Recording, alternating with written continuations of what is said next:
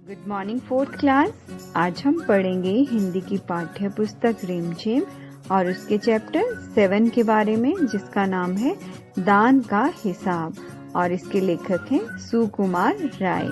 तो आइए अब हम इस पाठ को पढ़ते हैं। एक था राजा। राजा जी लकदम कपड़े पहनकर यूं तो हजारों रुपए खर्च करते रहते थे, पर दान के वक्त उनकी मुट्ठी बंद हो जाती थी। राज्यसभा में एक से एक नामी लोग आते रहते थे, लेकिन गरीब, दुखी, विद्वान, सज्जन इनमें से कोई भी नहीं आता था, क्योंकि वहां पर इनका बिल्कुल सत्कार नहीं होता था। एक बार उस देश में अकाल पड़ गया। पूर्वी सीमा के लोग भूखे प्यासे मरने लगे। राजा के पास खबर आई। वे बोले, ये तो भगवान की मार है, इसमें मेरा कोई हाथ नहीं है। लोगों ने कहा, महाराज राजभंडार से हमारी सहायता करने की कृपा करें, जिससे हम लोग दूसरे देशों से अनाज खरीदकर अपनी जान बचा सके। राजा ने कहा, आज तुम लोग अकाल से पीड़ित हो, कल पता चलेगा कि कहीं भूकंप आया है, परसों सुनूंगा कहीं के लोग बड़े गरीब हैं, 2 वक्त की रोटी नहीं जुटती। इस तरह सभी की सहायता करते करते जब राज भंडार खत्म हो जाएगा, तब खुद मैं ही दिवालिया हो जाऊंगा। यह सुनकर सभी निराश होकर लौट गए। इधर अकाल का प्रकोप फैलता ही जा रहा था। ना जाने रोज कितने ही लोग भूख से मरने लगे। लोग फिर राजा के पास पहुँचे। उन्होंने राजसभा में गुहार लगाई, दुहाई महाराज, आपसे ज्यादा कुछ नहीं चाहते, सिर्फ 10,000 रुपए हमें दे दो तो हम आधा पेट खाकर भी जिंदा रह जाएंगे। राजा ने कहा, 10,000 रुपए भी क्या तुम्हें बहुत कम लग रहे हैं? और उतने कष्ट से जीवित रहना लाभ ही क्या है? एक व्यक्ति ने कहा, भगवान की कृपा से लाखों रुपए राजकोष में मौजूद हैं, जैसे धन का सागर हो। इनमें से एक आधा लौटा ले लेने से महाराज का क्या नुकसान हो जाएगा?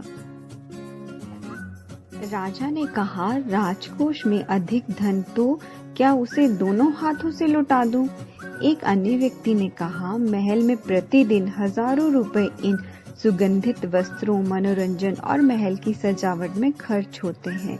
यदि इन रुपयों में से ही थोड़ा सा धन जरूरतमंदों को मिल जाए तो उन दुखियों की जान बच जाएगी।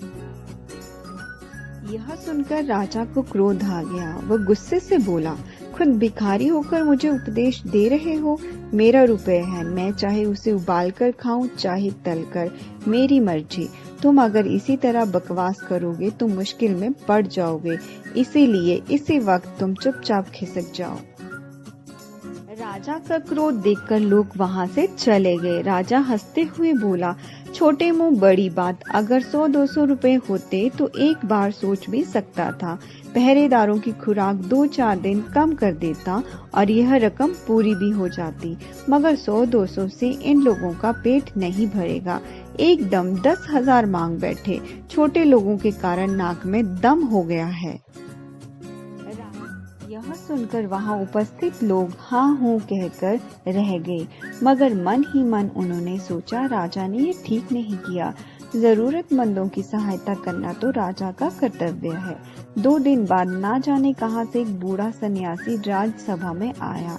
उसने राजा को आशीर्वाद देते हुए कहा, दाता करण महाराज, बड़ी दूर से आपकी प्रसिद्धि सुनकर आया हूँ। सन्यासी की इच्छा भी पूरी कर दें। अपनी प्रसन्नता सुनकर राजा बोला, जरा पता तो चले तुम्हें क्या चाहिए, यदि थोड़ा कम मांगो तो शायद मिल भी जाए।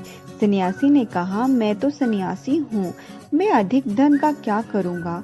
मैं राजकोष से 20 दिन तक बहुत मामूली भिक्षा प्रतिदिन लेना चाहता हूँ।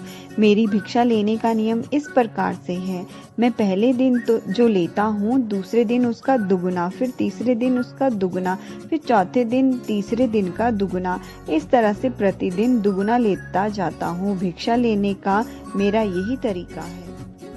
राजा बोला, तरीका तो समझ गया, मगर पहले दिन कितना लेंगे, यही असली बात है।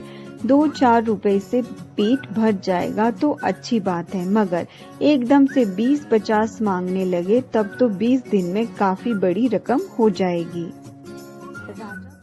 सन्यासी ने हंसते हुए कहा, महाराज मैं लोभी नहीं हूँ, आज मुझे 1 रुपया दीजिए, फिर 20 दिन तक दुगने करके देते रहने का हुक्म दे दीजिए।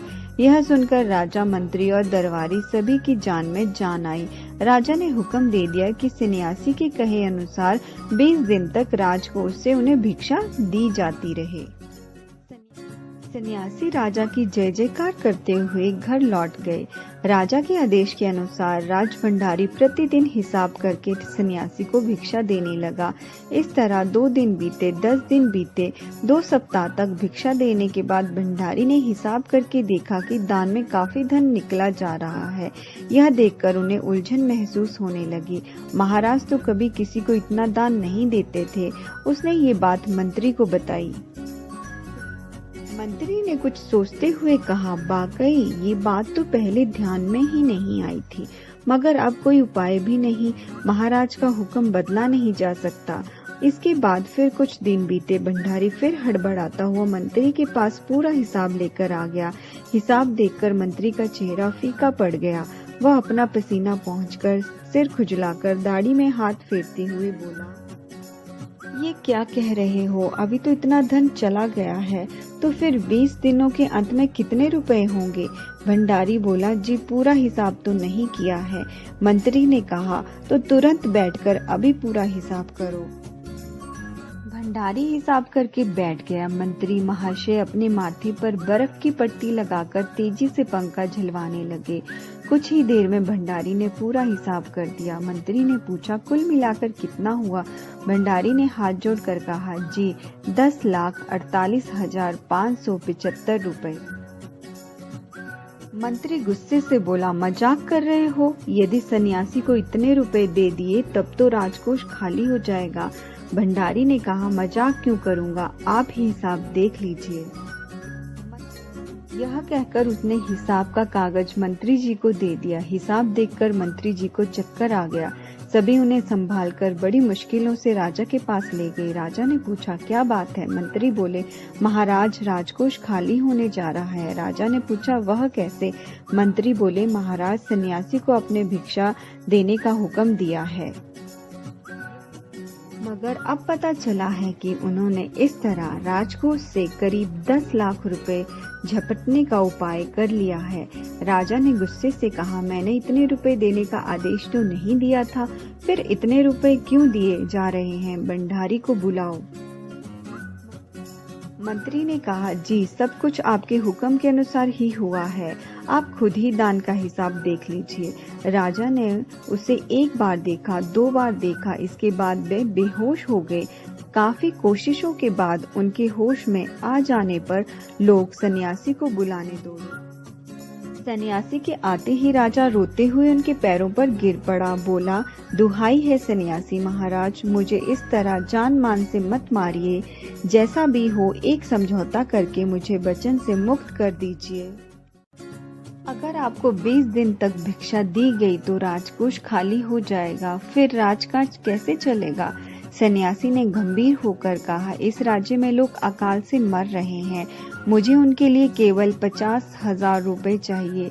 वह रुपए मिलते ही मैं समझूंगा मुझे मेरी पूरी भिक्षा मिल गई है। राजा ने कहा, परंतु उस दिन एक आदमी ने मुझसे कहा था कि लोगों के लिए 10,000 रुपए ही बहुत होंगे। सन्यासी ने कहा, मगर आज मैं कहता हूँ कि 50,000 से 1 पैसा कम नहीं लूंगा। राजा गिड़गिड़ाया, मंत्री गिड़गिड़ाए, सभी गिड़गिड़ाए, मगर सन्यासी अपने वचन पर डटा रहा। आखिरकार लाचार होकर राजकोष से 50,000 रुपए सन्यासी को देने के बाद ही राजा की जान बची। पूरे देश में खबर फैल गई कि अकाल के कारण राजकोष से 50,000 रुपए राहत में दिए गए हैं। सभी ने कहा, हमारे महाराज कर्ण जैसे ही दानी हैं।